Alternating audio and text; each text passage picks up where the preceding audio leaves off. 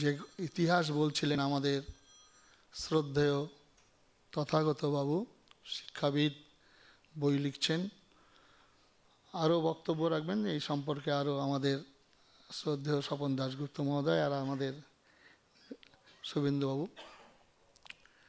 তো সেই গোপাল মুখোপাধ্যায়, যিনি গোপাল পাঠা রূপে যার নাম, আর তার পুস্তিকা, তার জীবনী একটা সমন্বিত পুস্তিকা আজকেই দেওয়া হলো সবার মধ্যে।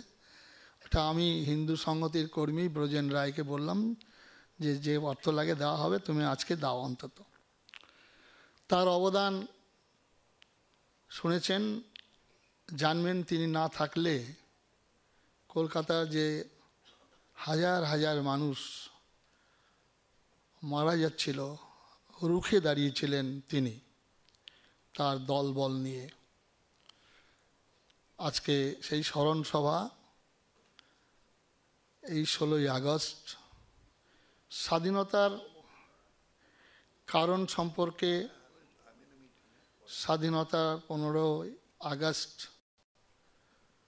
আমরা সবাই জানি, গান গাই, নানাভাবে উদযাপন করি, কিন্তু এর মূলে যে দ্বিজাতি তত্ত্ব, দেশ বিভাজন, কেউ আমরা বলি কংগ্রেস, কেউ বলি তদানীন্তনকালের নেতৃত্ব, কিন্তু আমরা ভুলে গেছি যাদের রক্তে মূর্তি ভাঙ্গার কথা, যাদের নির্দেশ মূর্তি পূজকের বিরোধিতা, এমন একটি ধর্মগ্রন্থ, সেই গ্রন্থটাই হচ্ছে দেশভাগের মূল কারণ। এবং সেই গ্রন্থের যারা অনুসারী, সেই আপনার চিঙ্গিস খা থেকে ইব্রাহিম লোদি থেকে আরম্ভ করে আওরঙ্গজেব, তৈমুর লং, আর সেই মত এবং পথ বাংলার বুকে, পশ্চিমবঙ্গে এখন সেই মত পথ বাংলাদেশের চলছে। আর যেই মত অবলম্বন গ্রহণ করার জন্য আবেদন করেছিলেন আমাদের মহানাগরিক, নিঃসন্দেহে তাকে ধন্যবাদ যে তিনি অন্তত বর্তমান প্রজন্মের শিক্ষিত বাঙালিকে একটু স্মরণ করিয়ে দিয়েছেন ইসলামের দাওয়াত।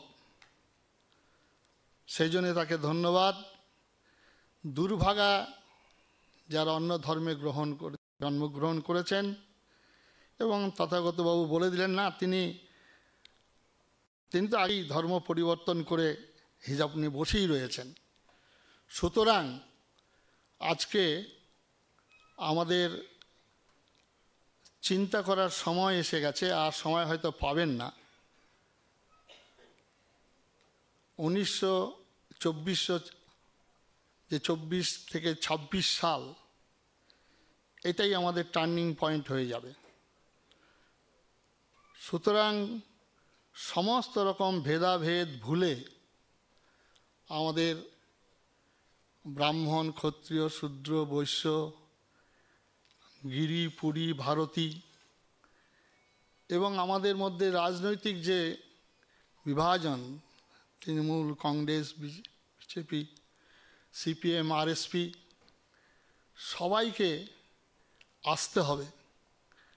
ভারতবর্ষ না থাকলে আপনার কোনো রাজনীতি থাকবে না, এবং ভারতবর্ষে যতদিন হিন্দু সংখ্যাগরিষ্ঠ থাকবে ততদিনই মার্ক্সবাদ, ততদিনই গান্ধীবাদ, ততদিনই আপনার কীর্তন, ততদিনই সমন্বয়, ততদিনই অহিংসার বাণী। যেদিন এই সংখ্যা কমে যাবে সেদিন কোনো মতবাদ থাকবে না, থাকবে একটাই মতবাদ। যা আজকে আপনারা দেখছেন, পূর্ববঙ্গের দেশ বিভাজনের সময় 72 জন সংসদ ছিল, সেটা কমে এখন মাত্র 7 জন এসে দাঁড়িয়েছে।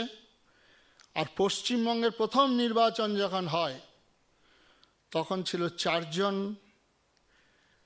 এখন সেটা 64 জনে পরিণত হয়েছে। সংখ্যাতত্ত্ব গণতন্ত্র, সুতরাং সংখ্যা বজায় রাখার চেষ্টা করা, যেখানে যেখানে সংখ্যা কমে গেছে সেখানে সেখানেই কিন্তু মিনি পাকিস্তানের কথা যেটা আমাদের ঘোষণা বলেছিলেন সেটা বাস্তব রূপ ধারণ করছেন আমরা যেখানে বসবাস করি। পশ্চিমবঙ্গের ইতিমধ্যেই 5 জেলা, 2 জেলা ঘোষণা হয়েছে আর বাকি জেলাগুলো ঘোষণা হতে বাকি রয়েছে, এবং সেখানে নিয়ন্ত্রণ করছে সেই সম্প্রদায় যেদিকে ভোট দেবে তিনি ভোটে নির্বাচিত হবেন। আর আমাদের মধ্যে রাজনৈতিক বিবাদ, ধর্মীয় বিবাদ, নানা রকম মতপথ বিবাদে আমরা দ্বিধা বিভক্ত হয়ে রয়েছে, বহুধা বিভক্ত। দেশভাগের কথা বলছিলেন 15ই আগস্ট 47 সালের স্বাধীন, কিন্তু দেশ বিভাজন হয়েছিল কখন জানেন? দেশ বিভাজন হয়েছিল যে বন্দে মাতরম সঙ্গীত স্রষ্টা ঋষি বঙ্কিমচন্দ্র, যে বন্দে মাতরমের ধ্বনি নিয়ে সমুদ্র ভারত তাতুই তাতুই তারে নাচছে, কন্যাকুমারিকা থেকে কাশ্মীর, কাশ্মীর থেকে কামাখ্যা, সেই বন্দে মাতরমের ছেদ করা হলো বাহুতে মা শক্তি, হৃদয়ে মা ভক্তি, মন্দিরে মন্দিরে তোমার মূর্তি গড়ি। এই বন্দে মাতরমের এটা মূর্তি পুজোকে নামান্তন। দেশ যা দেবী সর্বভূতেষু জাতিরূপেণ সংস্থিতার যে মন্ত্র, সেই মন্ত্র ছেদন করা হলো তোষণ করার জন্য একটি সম্প্রদায়কে। সেদিনই দেশ বিভাজন হয়ে গিয়েছিল। সেদিন কেঁদেছিলেন ঋষি অরবিন্দের আত্মা, কেঁদেছিল স্বামী বিবেকানন্দের আত্মা, কেঁদেছিলেন স্বামী প্রণবানন্দজি মা। দেশ বিভাজন হয়ে গিয়েছিল সেদিন, যেদিন বন্দে মাতরমের সঙ্গীতকে ছেদন করা হয়। সুতরাং আজকের ভয়াবহ দুর্দিনে আজকে যে 2জন মহাপুরুষকে স্মরণ করে আমরা এখানে উপস্থিত হয়েছি, সেই মহাপুরুষদের স্বপ্নকে পূরণ করতে গেলে, বাস্তবায়িত করতে গেলে আমাদের সব রকম ভেদাভেদ ভুলে সর্বপ্রথম যারা রাজনৈতিক কর্মী আছেন প্রত্যেকে অহংকারকে ত্যাগ করবেন। এত অহংকারের ফলে সাধারণ মানুষের কাছে আজকে এখানে রাজনৈতিক দলের প্রধান আছেন যিনি শ্যামাপ্রসাদ মুখার্জির স্বপ্নকে বাস্তবায়ন করার জন্য দিবারাত্র ছুটছেন এক প্রান্ত থেকে আরেক প্রান্ত পর্যন্ত, কখনো খাওয়া কখনো ঘুম ভুলে। আমি কয়েকটি সভায় তার সঙ্গে ছিলাম, দেখেছি। সুতরাং আমি প্রার্থনা করব যে সেই শ্যামাপ্রসাদ মুখার্জির স্বপ্নকে বাস্তবায়িত করার জন্য মাননীয় শুভেন্দুবাবু আপনি আপ্রাণ চেষ্টা করুন, তাহলে বাঙালি হিন্দু জাতি বাঁচবে না, অসম্ভব। 17 তারিখে শ্যামবাজার পাঁচরাস্তা মোড়ে আগামীকালকেই আলোচনা হবে, আপনারা অধিকন্ত সংখ্যায় যাবেন সেখানে। ব্রাহ্মণবেড়িয়া আমি মার্চ মাসে প্রভু জগৎবন্ধু মন্দির উদ্বোধন উপলক্ষে আমি সেখানে গিয়েছিলাম। ব্রাহ্মণবেড়িয়া সেখানে একটা ফ্যামিলি 71 সালে গাছে বেঁধে আগুনে পুড়িয়ে মেরেছিল। সেই বাড়িতে তাকে প্রণাম করার উদ্দেশ্য আমি গেলাম। গৌরববন্ধু মহারাজ ছিলেন। তো তাদের বাড়ির মহিলারা ছোট ছোট ছিল, তারা বলছিলেন যে কিভাবে আমরা প্রাণে বেঁচেছি, আর যিনি বাড়ির প্রধান কর্তা তাকে কিভাবে এই গাছটিতে বেঁধে পুড়িয়ে মেরেছিল। এইবারে সেদিন কিছুদিনের এই যে ঘটনা চলছে বাংলাদেশে, দিনের বেলায় ব্রাহ্মণবেড়িয়া পুরো হিন্দু গ্রাম, বড় বড় ধনী লোক, সেখানে বড় বড় দোকান, একের পর এক দোকান লুট হচ্ছে। সন্ধ্যাবেলায় প্রায় 70-80 জন নারে তদবির আল্লাহু আকবার ধ্বনি নিয়ে এগিয়ে আসছেন, প্রত্যেকের হাতে লোকাল উইপেন্স। ওরা বললেন আমাদের বাড়ি কালী মন্দির 3-3টে খাতা ছিল, আমরা 27 জন মেম্বার, ছেলে মেয়ে বউ মিলে, আমরা কি জানি আমাদের মৃত্যু অবধারিত। আমরা রামদা, খাড়া, পাঠা বলির আর ইলিশ মাছ কাঠা বটি। মায়েরা বললেন আমরা বুকের থেকে কাপড় নিয়ে কোমরে বাঁধলাম, প্রত্যেকে দরজার বাইরে বেরিয়ে এলাম। আর সেই লুম্ফেন দুষ্কৃতিকারীর দল তারা আর এগিয়ে এলেন না। সেই দেখে অ্যারেঞ্জমেন্ট, আমাদের প্রত্যেকের দেবদেবীর কাছে অস্ত্র। আমরা শিক্ষা গ্রহণ করলাম না, আমরা রামচন্দ্র তার জীবন থেকে শিক্ষা লাভ করলাম না। মা সীতাকে হরণ করে গেছেন, রামচন্দ্র অসহায়, সম্বলহীন, রাজত্ব নেই।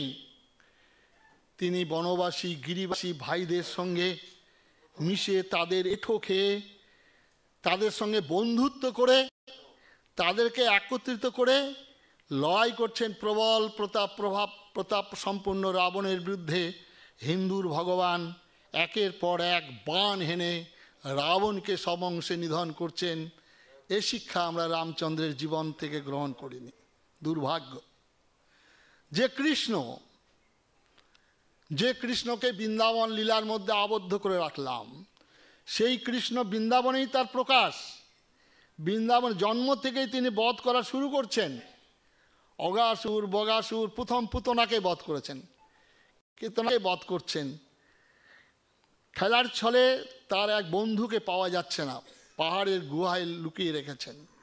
কৃষ্ণ সেখানে গিয়ে সেই অসুরকে তুলে 2 হাত টিপে গলা টিপে মারছেন। এই ভগবান কৃষ্ণকে ভুলে গেলাম।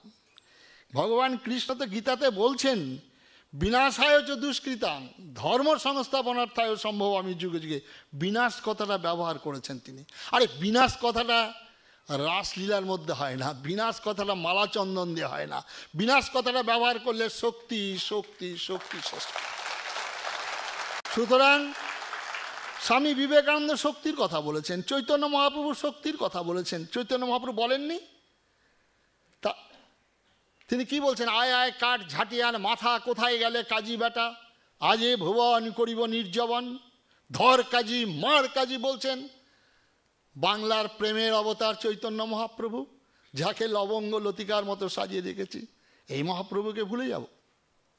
বিবেকানন্দ তিনি বলছেন is what we want strength strength strength nerve steel muscle বাইরান। এই বিবেকানন্দ যখন জাহাজে চেপে যাচ্ছেন, সাহেব হিন্দু ধর্ম সম্পর্কে নিন্দা করছেন। তো বিবেকানন্দ সাহেবকে অনুরোধ করছেন হিন্দু ধর্মের মাহাত্ম্য, হিন্দু ধর্মের বৈশিষ্ট্য, হিন্দু ধর্মের বিশ্বজনীন আদর্শ তুমি কিছুই জানো না সাহেব, কেন শুধু শুধু আমার জননী বা ধর্ম সম্পর্কে নিন্দা করছো? সাহেব ক্ষান্ত হননি, আরো বেশি করে নিন্দা করছিলেন। তো বিবেকানন্দ তখন বলতেই পারতেন, তার গুরুকে স্মরণ করতে পারতেন। না না, তার গুরুকে স্মরণ করলেন না, যত মত তত ভক্ত নয়। তিনি তো বলতে পারতেন পাগলে কিনা বলে ছাগলে কিনা খায়। তিনি তো বলতে পারতেন কুত্তা ভুকে লাখো মে হাতি চলে বাজার মে। আরে এসব কথায় হয় না। বিবেকানন্দ জামার আস্তিমটা গুটোলেন, গুটিয়ে নিয়ে তার নাকের সামনে নিয়ে গেলেন।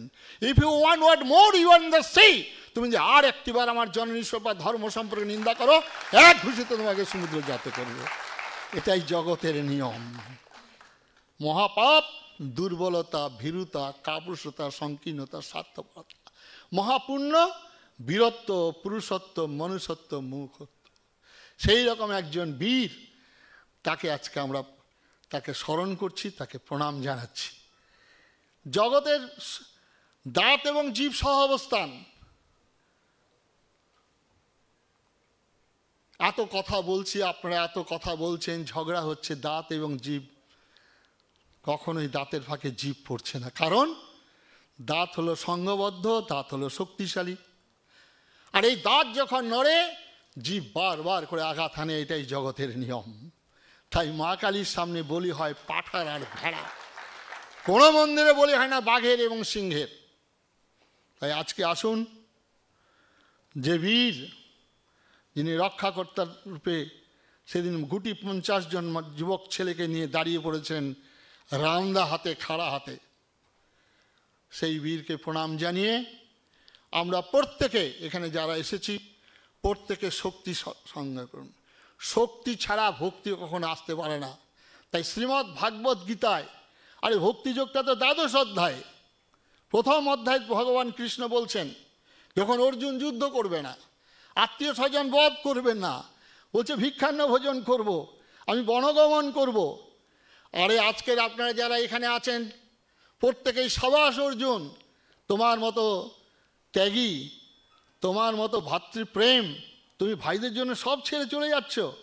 কিন্তু ভারত আত্মা ভগবান শ্রীকৃষ্ণ সুখে দুঃখে দাঁড়ালেন, বললেন ন্যাকামি করছো তুমি অর্জুন। প্রথম ভগবানের বাণী, আমাদের হিন্দু সমাজ সেই বাণীটা শুনবেন। ক্লৈবং মাসমা গমহ পার্থ নৈতত্য পদ্ধতে ক্ষুদ্রং হৃদয়ং দুর্বলং ত্যক্ত উত্তিষ্ঠ পরন্তপঃ হতো বা প্রাপ্স্যসি স্বর্গং জিত্বা বা বক্ষ্যসি মহিম অথো চেত্তাইমাং ধর্মং সংগ্রামং ন করিষ্যসি তত স্বধর্মং কীর্তিঞ্চুয়া হিত্বা পাপং অবাপ্স্যসি। ওঠো অর্জুন, অস্ত্র হাতে নাও, যুদ্ধ করো। অন্যায়ের বিরুদ্ধে ন্যায়কে প্রতিষ্ঠা করা, অসত্যের বিরুদ্ধে সত্যকে প্রতিষ্ঠা করা। তোমার প্রাপ্য রাজ্য, সেই রাজ্যকে উদ্ধার করতে হবে। সেই রাজ্য উদ্ধার করতে কল্পে তোমাকে ছল, তোমাকে কৌশল, তোমাকে বল প্রয়োগ হতে হবে। কোথাও বা প্রতিবাদ, কোথাও বা প্রতিশোধ, কোথাও বা প্রতিরোধ কল্পে আমাদের একত্রিত হতে হবে। কাজে আমাদের বাংলার, বাঙালির, হিন্দুর সামনে 26 সাল, এই 26 সালে যদি আমরা না দাঁড়াতে পারি তাহলে আর কোনো দিন দাঁড়াতে পারবেন না, অসম্ভব হয়ে যাবে। সমস্ত রকম ভেদাভেদ ভুলে রাজনৈতিক কর্মী যারা আছেন প্রত্যেককে অনুরোধ করব যে আপনারা যার যতটুকু শক্তি আছে মানুষের সঙ্গে যোগাযোগ রাখুন, অহংকারকে সর্বপ্রথম ত্যাগ করুন। আর যারা ভিন্ন রাজনৈতিক দলের মতবাদে বিশ্বাসী যারা এতদিন করছেন তাদের কাছে বিনম্র নিবেদন করব। মুর্শিদাবাদ জেলার একজন বিধায়ক তিনি যখন বলেন আমরা 70% আর 30%, 2 ঘন্টার মধ্যে আমরা ভাগীরথীতে ভাসিয়ে দেব, তারপরেও সেই হিন্দু সেই দলের সঙ্গে যদি যুক্ত থাকেন তাহলে বড় বেদনার, বড় দুঃখের হবে। আর যে মহানাগরিক যখন আবেদন করেন যে অন্য ধর্মের জন্মগ্রহণটা দুর্ভাগা, ইসলামের দাওয়াত যারা দেন, তারপরেও সেই রাজনৈতিক দলের যারা চিন্তা ভাবনা করছেন তাদের কাছে বিনম্র নিবেদন, একবার আপনি চিন্তা করবেন না? একবার আপনি প্রতিবাদ করলেন না? হ্যাঁ, শুরু হয়েছে। আজকে মহাভারতে আমরা রামায়ণে দেখেছি মা সীতার যখন হয়েছিল অত্যাচার, মা সীতার শ্লীলতাহানি, আর সেই সীতার অভিশাপে রামায়ণ তৈরি হয়ে লঙ্কাকাণ্ড হয়ে রাবণ সবংশে ধ্বংস হয়েছিল। মহাভারতের দ্রৌপদী যেভাবে লাঞ্ছিতা হয়েছিলেন, যেভাবে অপমানিত, আর তারই অভিশাপে মহাভারতের মহারথীরা ধ্বংসপ্রাপ্ত হয়েছিল।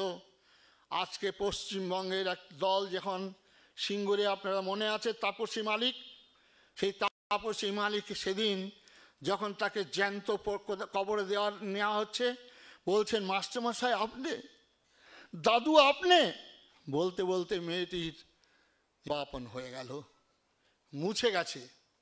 যেদিন শ্রীমদ্ ভাগবত গীতা প্রকাশ্য বই মেলাতে পদদলিত করা হচ্ছে, বহু জায়গা থেকে ফোন শুনে কার্তিক মহারাজ আপনি একবার রাস্তায় আসুন, আপনি আসুন। আমি বলেছিলাম শ্রীমদ্ ভাগবত গীতা এমন একটি ধর্মগ্রন্থ, গীতা মে হৃদয়ং পাঠ্য স্বয়ং ভগবান, এবং সেই পতাকাধারী, সেই গীতা পদদলিতকারী আজকে মুছে গেছে পশ্চিমবঙ্গ থেকে। আজকে যে সন্দেশকারী কামধেনু, আজকে সর্বশেষ যে ঘটনা আরজি করে, আজকে সেই মায়ের ক্রন্দন, যে ডাক্তাররা দিবারাত্র পরিশ্রম করে, যারা আজকে আমাদের ওই যখন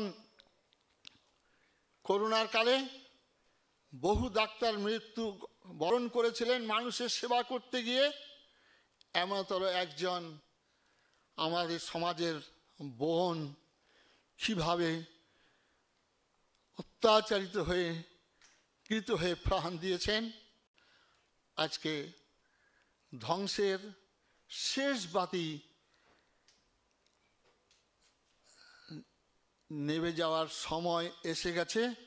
তাই আজকে আসুন হাতে হাত মিলিয়ে, ছাতিতে ছাতি মিলিয়ে, আসুন রামকৃষ্ণ মিশন, আসুন ভারত সেবাশ্রম সংঘ, আসুন বালক ব্রহ্মচারী অনুকূল ঠাকুর, আসুন ইসকন, সবাই আসুন। সর্বপ্রথম আমার দেশ জননী ভারত মা স্বামী বিবেকানন্দ বলেছিলেন, আগামী 50 বছর তোমরা ভারত মায়ের পুজো করো, একমাত্র জাগ্রতা ভারতের জননী, অন্যান্য দেবদেবীগুলো ঘুমিয়ে আছে। সেই আদর্শ নিয়ে, সেই লক্ষ্য নিয়ে যে মহাপুরুষ শ্যামাপ্রসাদ মুখার্জি প্রাণ বিসর্জন করেছিলেন, সেদিন যখন শ্যামাপ্রসাদ মুখার্জির দেহ আসছেন, তার মা কাঁদছেন, বলছেন, ওরে প্রফুল্ল, ওরে বিধান, তোরা থাকতে আমার শ্যামা। আর সেই চোখের জল আজকে হাহাকার রূপ ধারণ করেছেন। আমরা তার চরণে প্রণাম।